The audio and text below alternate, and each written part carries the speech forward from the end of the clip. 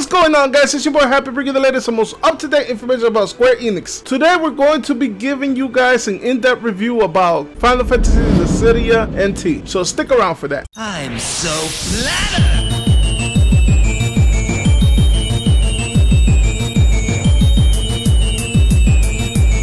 Rattata. Alright guys, so usually I have like something written down or like a guideline of some sort to talk about a review for a game. Today I'm just going to do it off the top of the dome. I'm going to give you guys the good stuff about the game, I'm going to give you guys the bad stuff about the game, and I'm going to give you guys the Ratatechnical. That is where we go into specifics that has to do with the game, 60 frames per second, 1080p, etc, etc. Things that you guys actually want to know about. Alright guys, so let's start off with the good. Alright, the good is, if you ever played a Final Fantasy Dissidia game, this is the game for you right here. I am not so much into fighting games. I like the storyline that had to do with Dissidia more than the actual fights and things like that. In this game, it's actually the opposite for me. I actually like the fact that I got to go online and play with people. That is something that hasn't been done in any Dissidia game before. It also has a storyline to it, but in the beta test, they didn't really let us go into the storyline of it. So there's not a lot that I can say about that except for the cutscenes that we actually got to see. I'm not sure if we're gonna get to play the way that we used to play in Final Fantasy Dissidia Duodecim or anything like that, but it does seem like we may be able to do something like that in the future. So that's something to look forward to. As you guys can tell in the background, this is the character customization. This is awesome, alright? You actually get to customize certain settings for your characters. Every character, the more it levels up and goes up in ranks, it gets new skills. And that's something that I like about this game, because I don't think that you could do something like that in the old Final Fantasy Dissidia. You have presets or whatever it was, but I don't think you could do something like that. The battle style is also very much like any Dissidia game.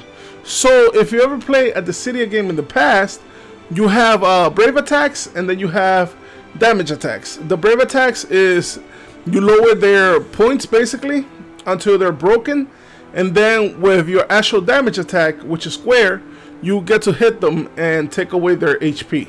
So it's two different types of attacks. That is something that I liked about this game. I always liked it in the past Dissidias and things like that. So it's something that is back, and it's something that I actually love a lot about it. Another thing that I liked about the game was the summons. The summons are amazing. They look amazing, first of all. The second thing about it is that once you actually get to summon a summon, it actually stays in the area. It fights with you, and it helps you basically win the game. It's something that is really awesome. My favorite summon had to be Shiva, of course, which is actually not of course, because usually my favorite summon is Bahamut, but in this case it happened to be Shiva. Shiva is a really strong summon, so is Ramu. Ifrit is a little bit strong too. So yeah, there's a whole bunch of summons there, and they're actually pretty freaking awesome. I mean, I could go on for days talking about how much good this game is, but let's talk about the bad. Okay, so here's the bad, and this is the biggest elephant in the room, I think, for everybody personally. You don't know what's going on in the game, like, ever. You don't know if you're winning, you don't know if you're losing. It just says defeat out of nowhere. That is something that Square Enix needs to work on. If you actually play the tutorial, you know that there's two ways of losing the game. So the very first way that you get to lose is if they kill your allies. That's number one. So if they kill each and every one of your allies, you lose the game. It says that you have like a meter for like how many lives you have or something like that, but when I was actually playing the game, I never saw such meter.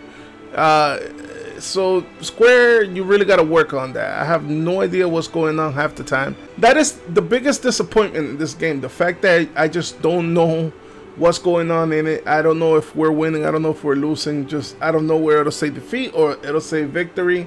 The summons too, I guess the Kupo the Moogle tells you when somebody's trying to summon and that you should go and stop them, but it's really hard to find things, and targeting is a mess in this game.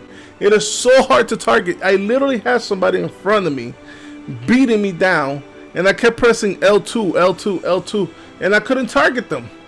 I could not target them. They were right in front of me. I couldn't target them. It was insane. And then when the summoning crystal falls, it says to hold R2 and then you'll target it right away, but that wasn't the case. A lot of the times I would hold R2 and it would just wouldn't target it. It would target somebody else that was closer to me or something like that. And also, just sometimes these guys get like ridiculous amounts of combos on you and you can't do anything about it.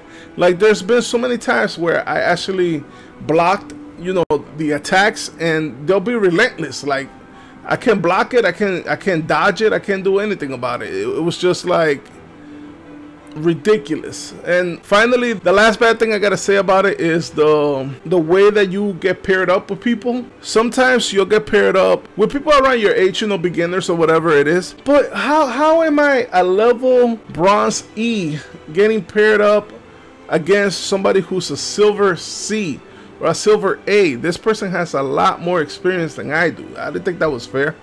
And of course they wrecked us, because they have to fix that, man. We can't. They have to fix that. At the end of the day, the way that you get grouped up with people, it has to be fixed. The way that you target people has to be fixed. The way you win battles has to be fixed. The way that you basically do anything in this game has to be fixed. It has to be put in such a way that is user friendly.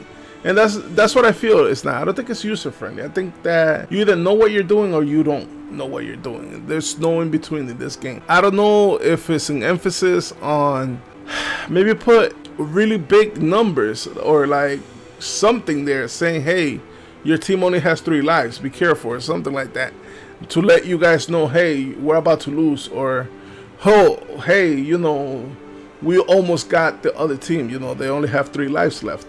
It's things like that that I think that are critical to this thing. All right, so now let's talk about the Ratatechnical.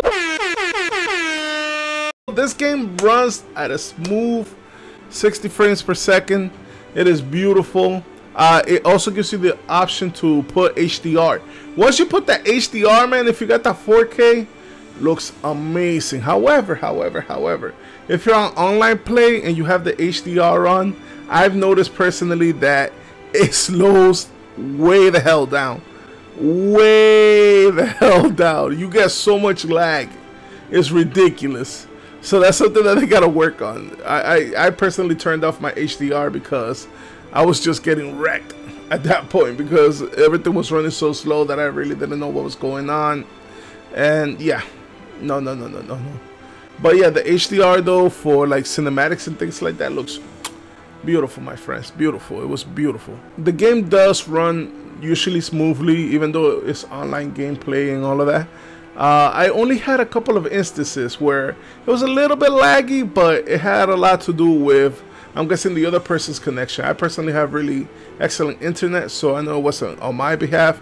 So I guess that the lag purposes were for his side, basically, because like I said, my internet runs smoothly. I didn't have a problem with that. Overall, if I had to give this game a score, I would give it a 7 out of 10 little Rattatas. Yeah, that's how we're judging it now. 7 out of 10 Rattata. Alright. I'm gonna give it a 7 out of 10 just simply because there's just too many bad things about it. You know what I'm saying?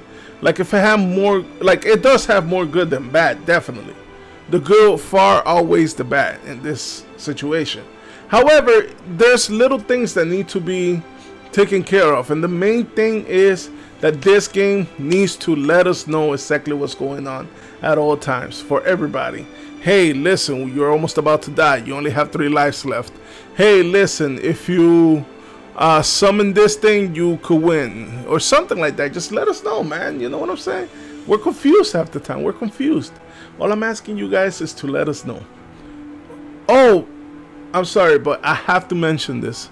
My favorite thing about the whole character customization right here is the fact that you get to change not only like their look, but you also get to change the weapon, you get to change their move sets, and you get to change their wardrobe. So a lot of the times I saw like Lightning with different wardrobe that I wouldn't expect to see her with.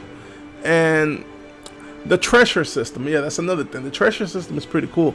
You get a lot of stuff for free. And yeah, I mean, basically that's all I wanted to talk about for today, guys.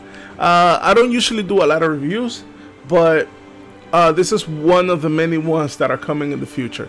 If you guys like this type of content, make sure that you guys hit that like button right below this video. Make sure that you subscribe and you press that little bell right there. You can ring my bell